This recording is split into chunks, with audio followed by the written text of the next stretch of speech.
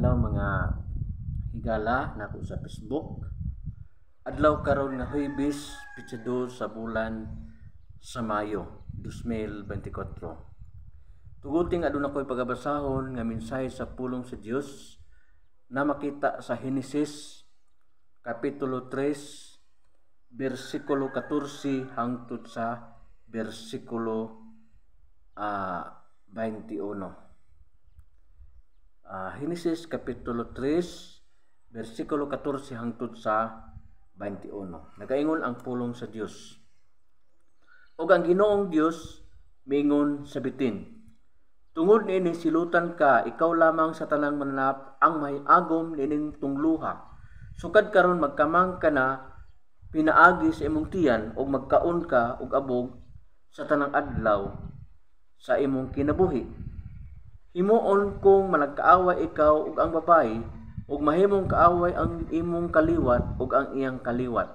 Dugmo ko niya ang imong ulo ug paakon mo usab ang iyang tikod. Ug miingon siya sa babayi, dugangan ko ang imong kalisdanan, inig panamkon mo, ug ang kasakit nga imong bation inig panganak nimo. Apan bisan pa nini mangandoy ka gihapon sa imong bana, ug siya mo'y magbuot kanimo, unya miingon siya sa lalaki, tungod kay nagpadani ka man sa imong asawa ug mikaon sa bunga sa kahoy nga gidili ko kanimo, mahimong tinunglo ang yuta tungod sa imong gibuhat. Maghago ka pag-ayo sa tibok mong kinabuhi, una pa kinimuhatag ug igong abot alang kanimo. Muturok sa yuta ang mga sampinit ug ang mga sagbot alang kanimo, ug magkaon ka sa mga bunga sa mga kalom sa kapatagan. Magpatulo ka sa imong singot ug maghago ka pag-ayo, una pa mohatag kanimo abot ang yuta. Hangtod mobalik ka sa yuta nga imong gigikanan, hinimo ka gikan sa yuta ug sa yuta ka mopauli. Ginanganlan sa lalaki ang iyang asawa ug iba kay siya man ang inahan sa tanang mga tawo, ug nagbuhat ang Ginoong Dios alang kang Adan ug kang iba ug mga sapot nga panit sa mga manlap o gibistiyahan niya sila. Ang Diyos magapanalangin siya ang pulong. Karon atong hisgutan ang kahimtang sa pagkahulog sa tao sa sala. Ang pagkahulog sa tao sa sala, kung muus-us ta pagbasa sa Henesis 3:1 ngadto sa 13, mao kana ang sugilanon nga diin ang tao natintal misupak sa kabubuton sa Dios og mikaon sa bunga sa kahoy sa pag-ila sa maayo ug sa daotan, ug tungod niya na siya namatay niya ng adlaw. Kanang ang kamatayon gitawag kana siya og espirituhanon nga kamatayon. So dunay silot katunglo nga gihatag alang sa bitin, alang sa babae ug alang sa lalaki, no?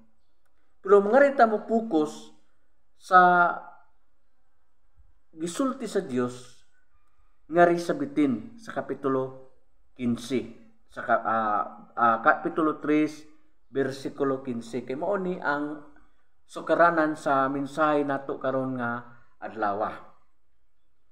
Actually sa 16 nag-discuss kana sa bation sa pagpanganak sa babayi, no? So mao na nahitabo niya ang lalaki magpatulo og singot mo trabaho aron nga makakaon. Mao na ang realidad, kay kana resulta man kana sa tunglo sa Dios, pero kay dili kana antay design sa Dios alang sa tao. Apan gumikan sa pagkamasupilon sa tao, ang tanang tatawan sa kalibutan kinahanglan gyud mukayod mo trabaho aron makakaon, mo pasingot aron gyud manginabuhi og makakaon. Unya padayon na to sa unahan, niya diha dunay gitawag og pagkadunot, pagkadugta og kamatayon nga lawasnon. Tungod kay ang tao gikan sa abog, busa sa abog siya mopauli. Mo lang ang tao gayud mamatay, so resulta kana sa pagkamusupilon sa tao ngadto sa Dios. Okay. Pero nga rita sa 15, Henesis kapitulo 3 bersikulo 15. So nagaingon din ang pulong sa Dios, himuon kung magkaaway ikaw ug ang babayi, ug mahimong kaaway ang imong kaliwat ug ang iyang kaliwat, dugmukon niya ang imong ulo ug paakon mo usab ang iyang tikod. Actually, realidad gina siya nga ang tao makakita og bitin, patyon gyud dugmukon ang ulo. Pero dili lang kay gisulti ni sa Dios nga mo na realidad nga buhaton sa tao ngadto sa bitin. Kundi adunay buot ipasabot gayud ang Dios may tungod ini. Kay naghisgot kini og kaliwat sa babayi nga maoy mo dugmok sa ulo sa bitin nga mahinungdan na ang tao na ulipon sa sala. Mupaak tuod ang kaliwat sa bitin ngadto sa kaliwat sa babayi, muna nga mapakan mamatay gayud apan gidugmok usab niya ang ulo sa bitin. Sa usa man paagi, so singular ang gigamit ni sid kaliwat, meaning usara. Kung padayonon nato pagbasa ang 4 ngadto sa 11, makita nato sa Genesis kapitulo 4 ngadto sa 11 ang resulta sa sala nga nahimo ni Adan ug sa diyang misupil siya batok sa Dios. Unsa man ang resulta? Una, resulta og relasyon. Kapitulo 4 sa paagi nga gipatay ni Cain ang iyang igsuon nga si Abel. Ikaduha nga makita usab ang pag-uminto sa kadautan sa tao nga tungod niya na ang Dios milunok. Gipalunupan niya ang kalibutan apan dunay matarong nga tawo nga nakita ang Dios nga matinumanon kaniya nga mao sinuwi ug diha ginaluwas ang kalibutan. So binagi kang nuwi ang Dios naghimo na pud og kasabutan nga mudaghan ang kaliwat ni Noe ug mulukop sa tibuok kalibutan. So Genesis kapitulo 4 ngadto sa 11 mo na ang sala ug ang iyang epekto. Kapitulo 3, Genesis 3:4 ngadto sa 11, 3 ngadto sa 11 mao ang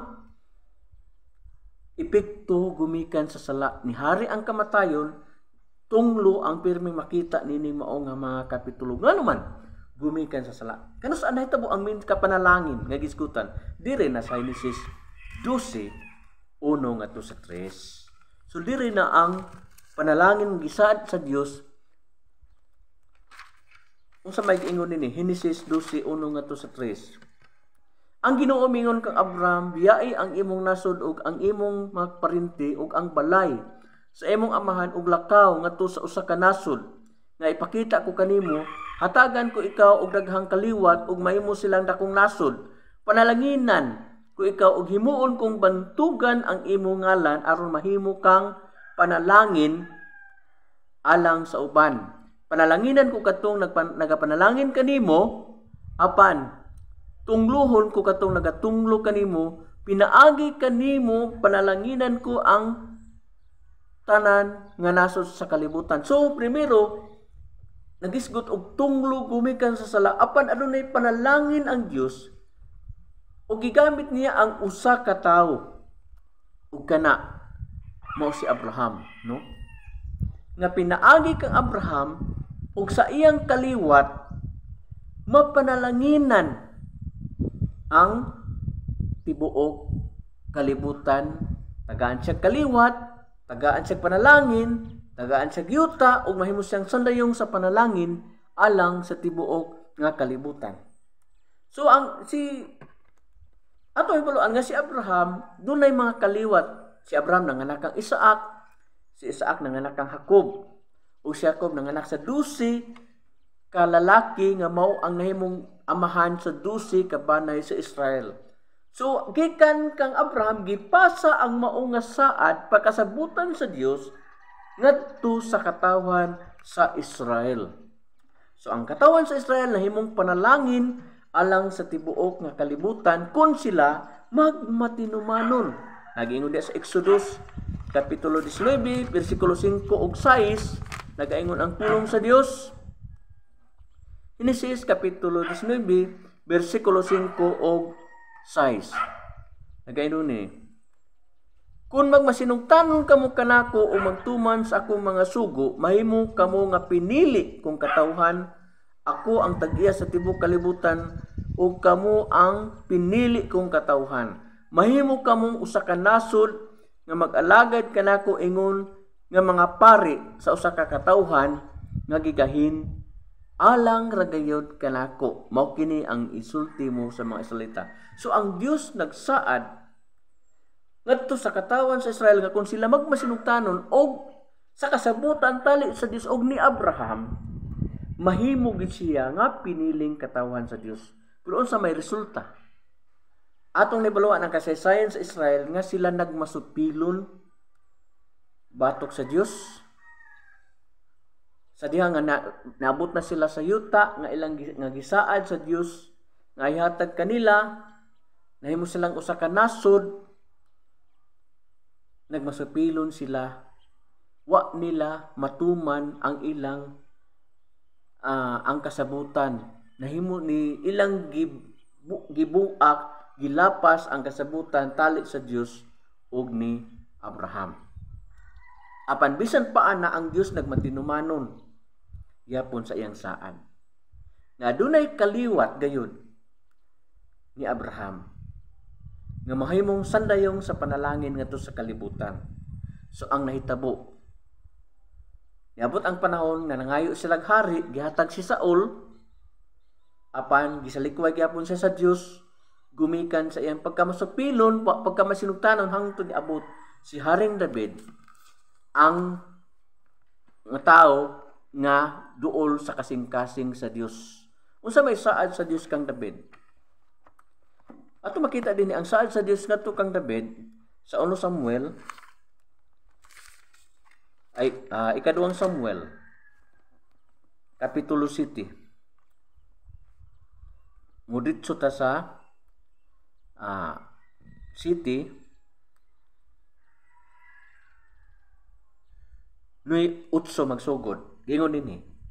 Busa karon sulti ang akong sulugoon nga si David, kini ang giingon sa Ginoo nga labing gamhanan. Gikuha ko ikaw gikan sa pasibsibanan, gikan sa imong pagkamagbalantay sa karnero, aron paghimo kanimong hari sa akong katawan nga mga Israelita. Naguban ako kanimo sa tanan dapit nga imong giantuan ug gibuntog ko ang tanan mong kaaway. Ug himuon kong bantugan ang imong halan, ingon sa mga ngalan sa mga batuntugang tao sa kalibutan. Hatagan ko luna ang akong katawhan ang mga Israelita ug papuy-on ko sila didto aron makabaton sila ilang kaugalingong yuta. Dili na sila sa mukon sa mga taong mapintas sama kaniadto. Sukad sa panahon nga magtudlo ako mga maghukom alang sa akong katawhan ug dili ko na ikaw ipasamok sa tanan mong mga kaaway, dugang paniya na ako mag-ingon, hatagan ko ikaw mga kaliwat.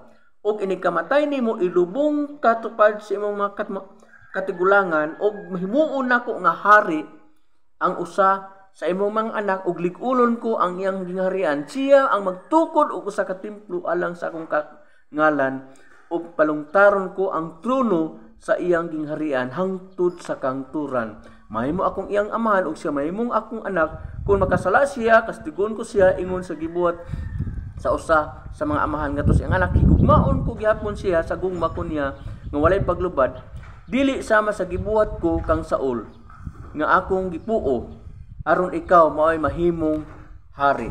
16 og palungtaron ko ang imong banay o gingharian hangtod sa hangtod. Gisulti kini ni Nathan kang David sumala sa panan-aw nga iyang nakita. So atong makita dinhi nga ang Dios nagsaad kang David nga pinaagi sa iyang kaliwa tukuron pag-usab ang templo, tukuron ang templo alang sa Dios og kini kaliwat ni David, kaliwat ni Abraham. Kung atong tan-awon Mateo 1:1, kinsa man ning kaliwat ni David nga kaliwat ni Abraham. Matod pa dinhi mo kini ang talaan sa kagikan ni Kristo kaliwat ni Haring David nga kaliwat ni Abraham. So si Ginoong Hesus di ay ang katumanan sa saad sa Dios. Busa ang atong himuon mga igsuon. Unsa ba atong himuon? Aron mahimutang kabahin sa pagpanimalay sa Dios. Kabahin sa saad sa Dios ngadto kang Abraham, kabahin sa saad sa Dios. Kung atong balikon ang Genesis 3:15, siya ang kaliwat sa babae. Ngano man. Napaakan siya sa bitin, meaning nakatagamtam si Ginoong Hesus sa kamatayon. Apan diya siyang pagkabanhaw, gidugmok niya ang ulo sa bitin.